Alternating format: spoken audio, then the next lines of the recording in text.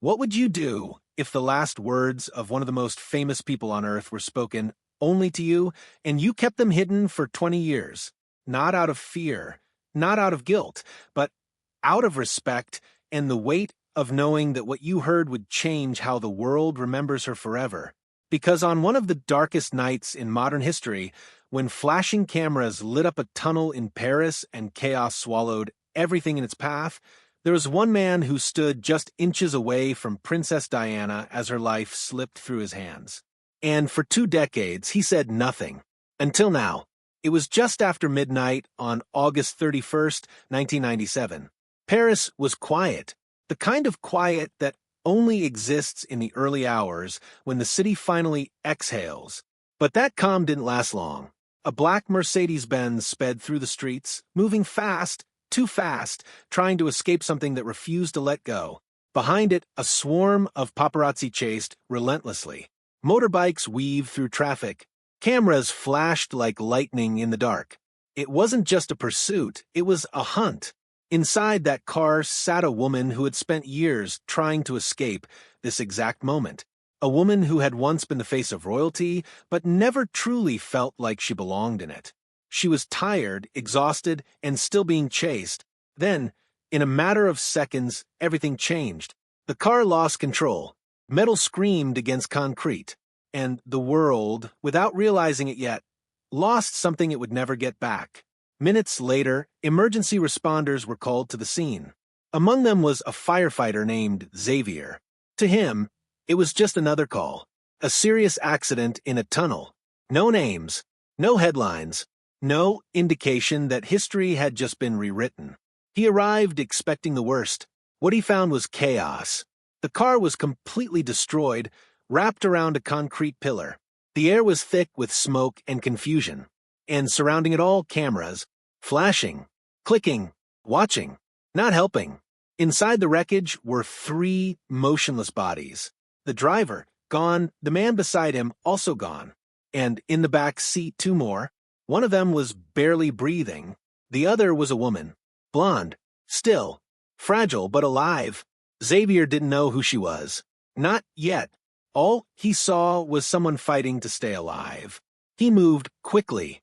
Oxygen mask, stabilization, careful movements to keep her neck still. Her breathing was shallow. Her chest struggled with every inhale.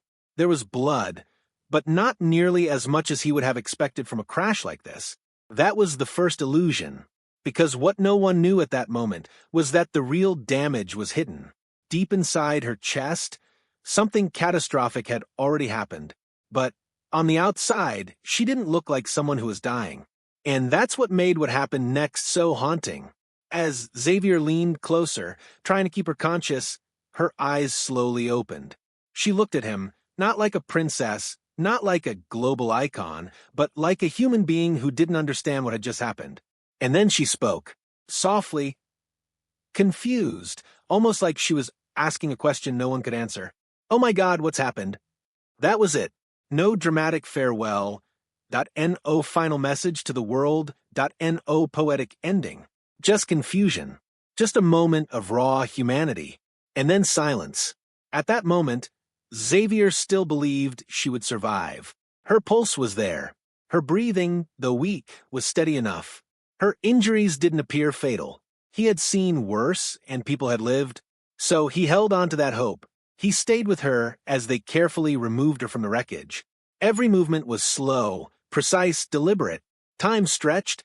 Minutes felt like hours. And just when it seemed like they were getting her out safely, everything changed again. Her heart stopped, right there, on the pavement. No warning, no gradual decline. 1 second she was alive, the next she wasn't. Xavier reacted instantly. CPR, chest compressions, oxygen. There was no hesitation, no time to think about who she might be or what this moment meant. All that mattered was bringing her back. And somehow he did.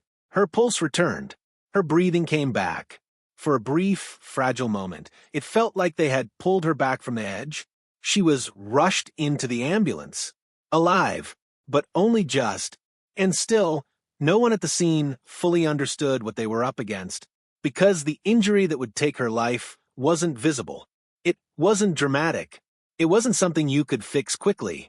It was silent. A tear in a vein near her heart, slowly filling her chest with blood. An injury so rare, so hidden, that even experienced medics couldn't detect it in time. The ambulance moved slowly through the streets of Paris. Not rushing, but stabilizing. That was the protocol. And for years, people would question that decision. Could moving faster have saved her? Could those extra minutes have made the difference?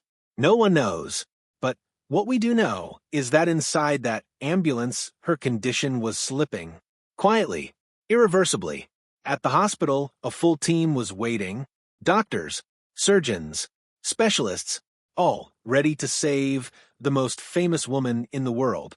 But by the time she arrived, the situation was critical. Her blood pressure was collapsing. Her body was shutting down.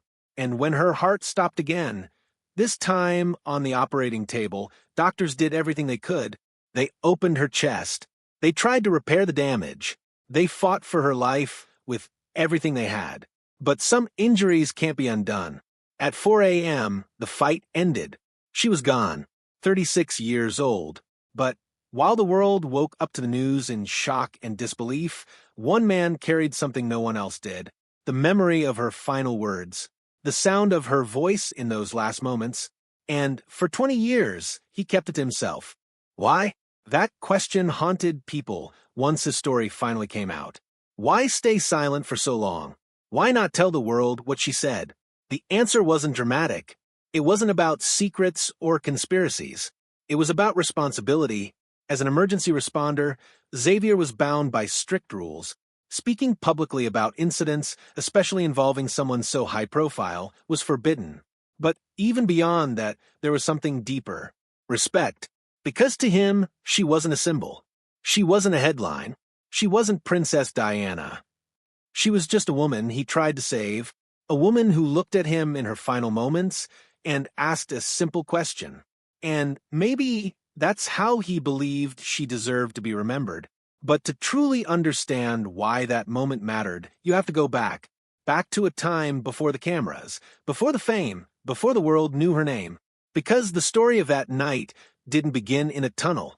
It began years earlier, in a life that was never as perfect as it seemed. Long before she became one of the most recognizable faces on Earth, she was just a young woman trying to find her place in the world. She grew up in a family that looked perfect from the outside, but inside it was anything but. There was distance, coldness, a sense of not quite belonging, and those feelings didn't disappear when she entered the royal world. If anything, they only grew stronger. When she married into royalty, the world saw a fairy tale. The dress, the ceremony, the spectacle. Millions watched, believing they were witnessing the beginning of a perfect life. But behind the scenes, cracks were already forming. Because the man she married wasn't fully hers. And deep down she knew it. What followed wasn't just a difficult marriage. It was a slow unraveling. A life lived under constant scrutiny. Every smile analyzed, every movement judged, every mistake magnified, and through it all, she tried to hold on, to be what people expected her to be. But the pressure was relentless. Yet despite everything, she connected with people in a way few ever have. Not through power, not through status, but through empathy. She reached out to those others avoided. She made people feel seen, and in doing so, she became something more than royalty. She became human in a world that often forgot how to be. But even that wasn't enough to protect her. After the marriage ended, the spotlight didn't fade. It intensified. Without the protection of the royal system, she was more exposed than ever. The attention became more aggressive, more invasive, more relentless. And still, she searched for something simple: peace, love, a life that felt real. She found moments of it, relationships that brought hope, connections that felt genuine. But nothing ever fully lasted. And perhaps that's what made that final summer so complicated. Because on the surface, it looked like she had found happiness again. But underneath, there were still unanswered questions, still unresolved feelings. still a sense that something was missing. That's what brought her to Paris. Not for headlines, not for attention, but for a break, a moment of quiet, a chance to breathe. Instead, it became the final chapter of a story the world still struggles to understand. Because in the end, when everything else was stripped away, the titles, the fame, the attention, what remained was something simple. A human being, confused at I in pain, asking a question. And maybe that's why her story continues to resonate. Not because of how she lived, not even because of how she died, but because, in her final moments, she reminded the world of something it often forgets. That even the most famous, most admired, most photographed person on Earth is still just a person. And sometimes their last words aren't meant to be legendary. They're meant to be real.